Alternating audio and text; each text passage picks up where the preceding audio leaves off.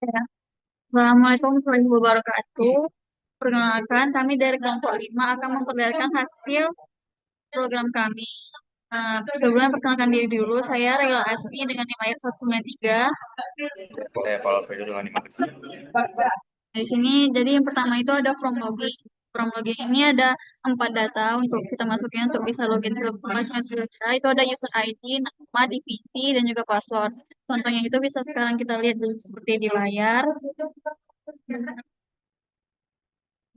Lupa juga ngeset data login.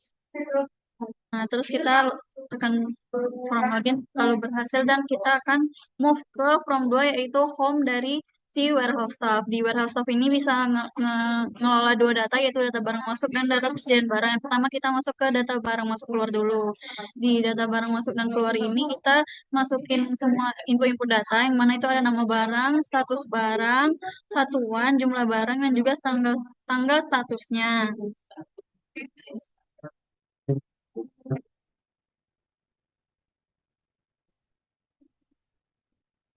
Juga ngeset tanggal statusnya. Lalu kita tekan tombol input dan akan otomatis masuk ke data grid.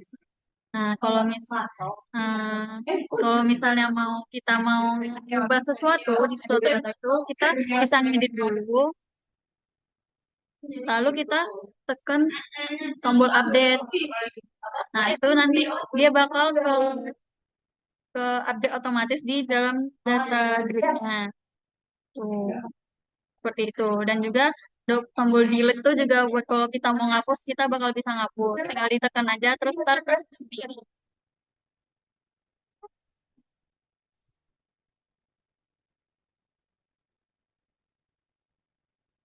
Ah, jauh. Tadi apa sih?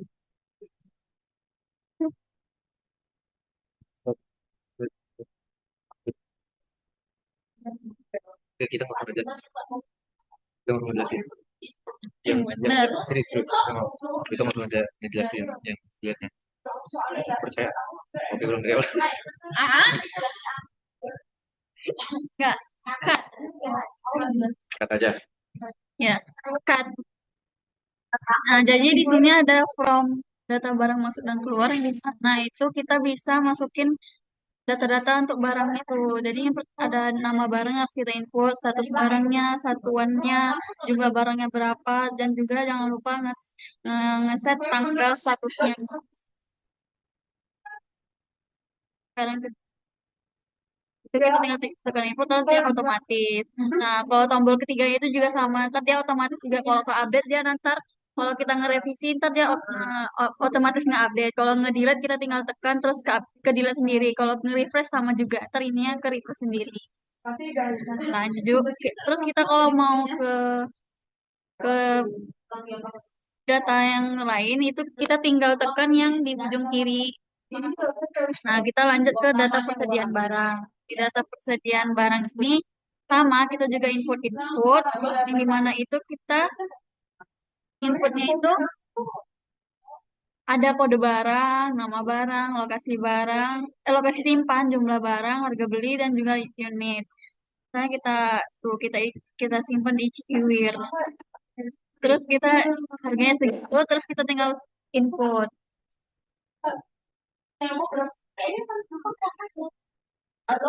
Tuh berhasil ya.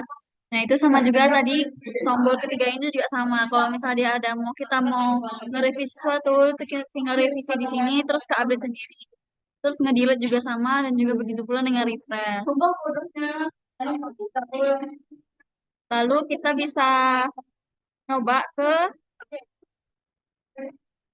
kalau kita mau ganti pekerja itu tinggal kita bikin, kita tekan logo from logo house. Saya melanjutkan. Nah, ini masuk kantor yang kedua yaitu Operation Department Head yang mana bisa kita login spesialis.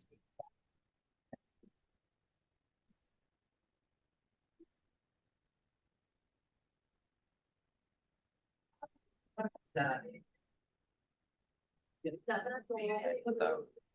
kita udah login pakai angka login, kita harus bisa.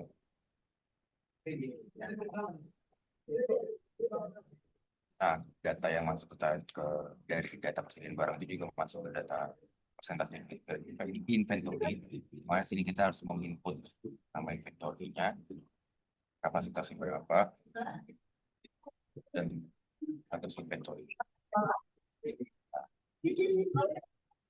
Dan data aktif. Ya, data permintaan di stok barang ini terjadi apabila jumlah barang yang ada di data persediaan barang itu jumlahnya 0. Nah, jika jumlahnya 0, data yang ada di data persediaan barang itu akan otomatis diisikan ke data stok barang. Nah, seperti contohnya ini sudah masuk tadi yang dijelaskan terkait apa yang dijelaskan oleh Mas. Di sini kita bisa input ulang kapasitas berapa gitu kan. 500 di sini tanya 4 hari stoknya 100. Nah, kuantitinya itu kita kosongin karena kuantitinya itu adalah hasil akhir kita mau berapa. Nah, demand masih bisa kita input misalkan dulu, tetapi bentuknya adalah ini S10.000.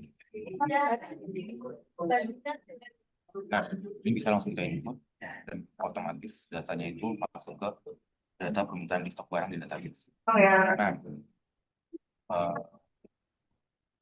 selanjutnya kita masuk ke faktor yang terakhir yaitu depot manager.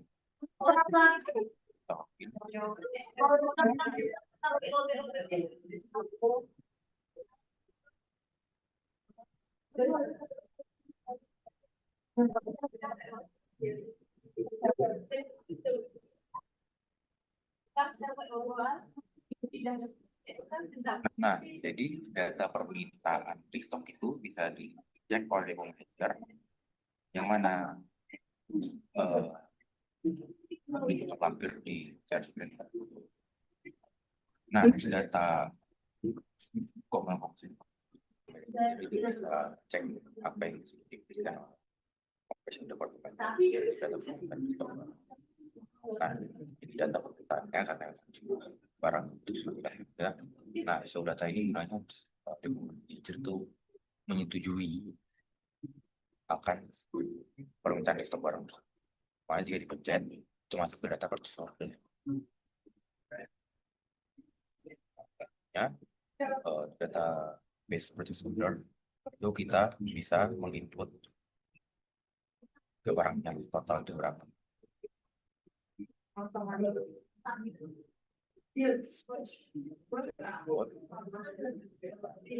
Langsung ke total harga yang kalau misalkan banyak barang yang mau dipesan itu nanti ujung-ujungnya di harga barang itu ditambah masuk ke total harga. Nah, jika kita pencet pesan tombol pesan ini, nanti depot manager sudah menyetujui apa yang menjadi data purchase order, yang mana langsung masuk otomatis ke data biaya pemesanan.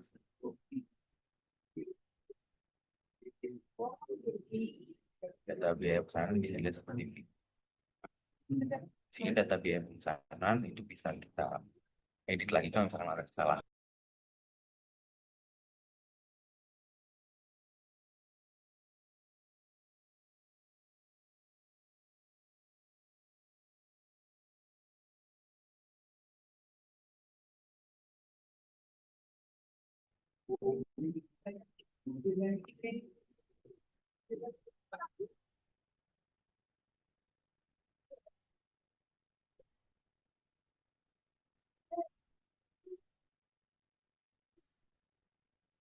Total harganya bisa dilihat, kita edit dan bagian mungkin dari perjalanan